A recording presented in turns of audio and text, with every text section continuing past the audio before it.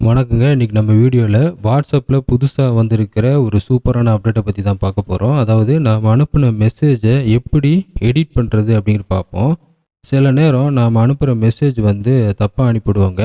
அந்த மாரி நேரத்துல இது உங்களுக்கு யூஸ்ஃபுல்லா இருக்கும். முதல்ல நீங்க எடிட் பண்ண வேண்டிய மெசேஜ லாங் பிரஸ் பண்ணுங்க.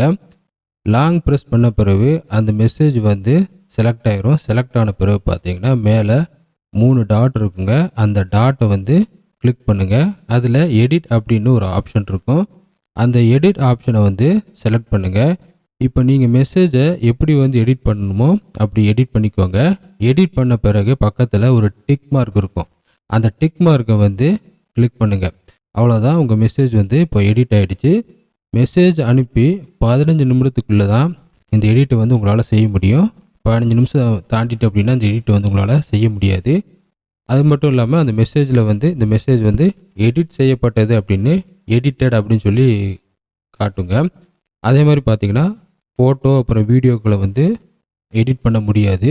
மெசேஜை மட்டும்தான் எடிட் பண்ண முடியும். அதே மாதிரி எடிட் பண்ண மெசேஜை நோட்டிஃபிகேஷனாக போகாது.